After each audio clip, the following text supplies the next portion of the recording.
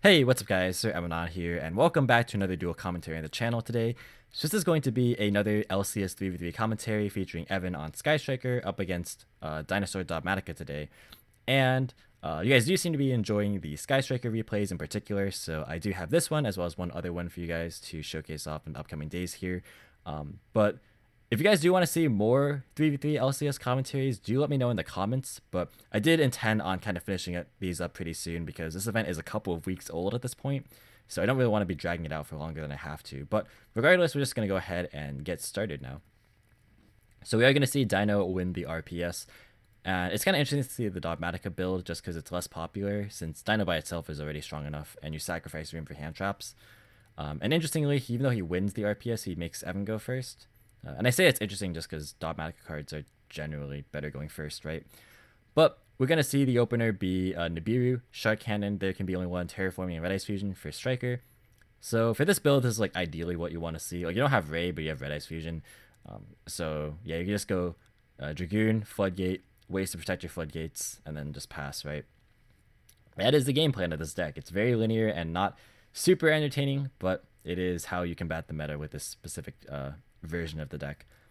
And then Dino's hand is going to be Pankratops, Fossil Dig, Drolan Lockbird, Quatless, and Miscellaneousaurus. Quatless is very interesting because I haven't seen this card be played in, like, honestly, over a year. This card is honestly just inherently bricky, but I guess in this matchup it's actually not too bad. And worst case scenario, it could be used for recycling. But yeah, this is a card you don't want to open. And then Drow is not going to be that useful here. It's going to be activate Red Ice Fusion to send materials to summon out Dragoon. And then set there can be only one, set Shark Cannon, and pass. For turn, Dino is going to draw a copy of Conductor. So this hand is decently well equipped to deal with Dragoon. He just has to kind of navigate it a little bit well. Although there can be only one will complicate things a bit. He's going to go ahead and special Pankratops. And then he's going to activate Fossil Dig to grab a copy of Oviraptor. Obviously, he's not inclined to use There Can Be Only One just because he doesn't want to waste the Dragoon on Pankratops. Because you want to save the Dragoon for the Miscellaneousaurus effect. So if you like give this up early, or if you reveal this early, then you're kind of forced to use Dragoon Negate when you don't want to. So he's going to hold it. Going to be normal summoning Oviraptor for Dino and then using its effect. He actually sends a copy of Giant Rex instead of adding a baby, which I kind of get because even though you can do Misk Baby, of course, I think he's just presuming that Evan's going to use Dragoon on Misk in Grave. And like since he hard drew Conductor, he probably just wants to like use Pankratops and then just straight up summon Conductor and then go for Miscellaneous in main phase 2. So that's like an interesting adaptation, and I really think that it's okay given the fact that this is the board state. So he's going to go ahead and go for Pankratops. He's going to blind hit the Shark Cannon, which will be chained to hit the Pankratops out of Grave. So yeah, the 50-50 didn't work out well for him because he really would have liked to hit the There Can Be. But of course he doesn't know that yet. And now this kind of complicates things because that took a Dino out of his grave, so now he has to use the Misk, either the effect in Grave or he has to just banish it for UCT in order to make this play work. Neither of which are ideal. He's going to use Misk hand effect, and then he's just going to straight up summon UCT by banishing those two. And then he's going to use Rex activation to summon itself. Here I thought Evan would just straight up chain There Can Be Only One just to keep the Rex banished. But he actually decides to do it on Resolution. But like doing it this way makes it so that Rex goes back to Grave for future possible Miscellaneousaurus usage or Pill or UCT. So I think he should have just chained it to Rex being used there, like from the banished zone or banished pile.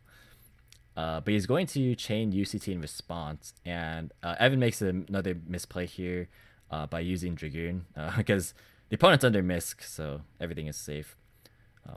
Yeah, he pitched the Nibiru, which is fine just because like Nibiru is not very good against this matchup, specifically because of Misk. But then he also like activated a card that plays into Misk, so I found that kind of funny. But yeah, just a bit of a misplay there. Luckily, he kept the terraforming, so that way he can still access Mystic Mine.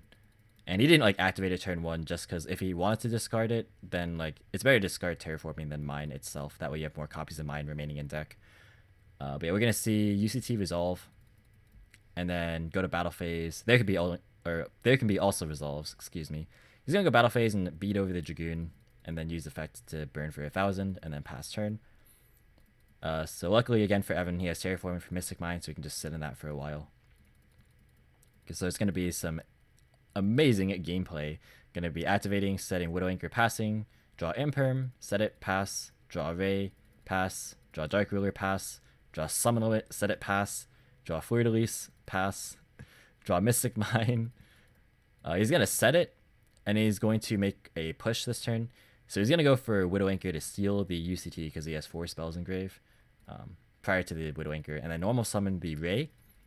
Then he's going to go battle phase, hit for 35, and then hit for 15. And then he's going to tag out. I thought he was going to go for Kagari here to add back Shark Cannon, just because like he's very much banking on Verite resolving, and he's going to be able to attack directly no matter what. And I don't think sending a card does anything when you can't go Hayate afterward because of there can be only one. So I personally think that he should have just gone for Kagari to add something back. Like adding back Shark Cannon would have been nice to just hit a future Miscellaneous Source out of grave. But he's going to go ahead and attack for 15. I'm getting tongue-tied here. He's going to go ahead and send a copy of Area 0. Like, see, this doesn't do a whole lot. Because you saw the way that he outed his own mine, which will come up later, by the way, was to just set another copy of mine, right? So this is another field spell that allows you to just break your own mine if you want to. So it actually kind of is more of a hindrance to send it there, in my personal opinion. But he's going to go ahead and summon a Verite Anaconda, and then pay 2,000. The Magicalized Fusion should have been sent for cost, which is the target of choice, of course. But it won't matter in the long term. Mystic Mine is going to be activated. He's going to pass. He does this quite a lot where he sits in just one monster and mine, and then hopes that the opponent is deterred from just overly committing to it.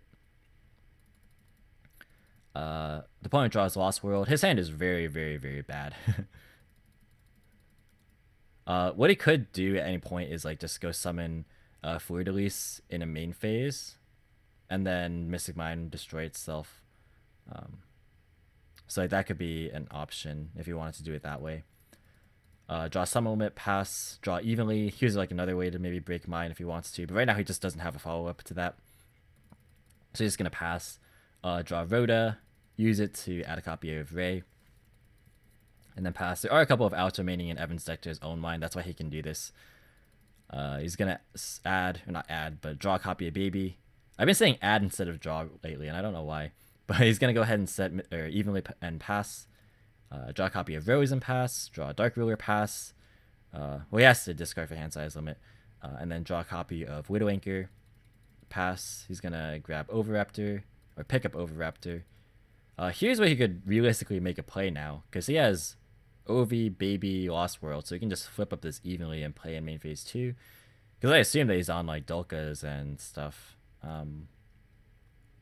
So you can like wipe the board here.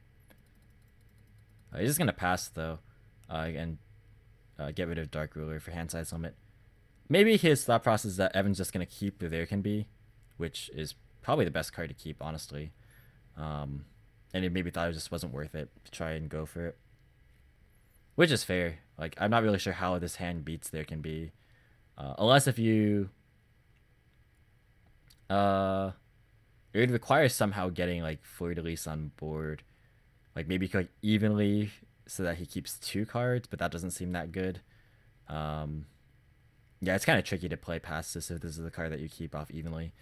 Draw Torrential and pass. Draw Baby, and then pass. There should be another discard for hand size. He draws Afterburner here, so this is actually one of the outs because you can self Afterburner. So he's gonna kill his own Verite as well as his own mine, and then summon Ray and attack for game. So very, very interactive gameplay there. That is Yu-Gi-Oh! In a nutshell. But we're going to see Game 2, Dino go first. His opener is Dear Servant, Terraforming, Imperm Lost World, and Red Eyes Black Dragon. So no Dino cards here, but it does have Servant, and Evan actually didn't see a single Dogmatika card Game 1. So that's why I like sided in Judgment here. So Evan's opener is Judgment, double Imperm, Red Eyes Fusion, and Rhoda. So you can see that he doesn't really have like a lot of strong go second tools, but he doesn't really need to given how weak the Dino player opened. He's on 44, so you're definitely going to see Fossil Dig and stuff a lot less.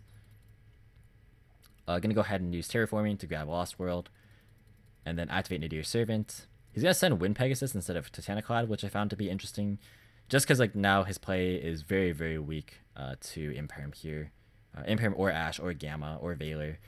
There's like, any interruption Ecclesia is just gonna be Imperm pass, which is obviously not ideal. Evan's gonna pick up another Red Ice Fusion, not the greatest, but it's just discard fodder for the Dragoon, of course.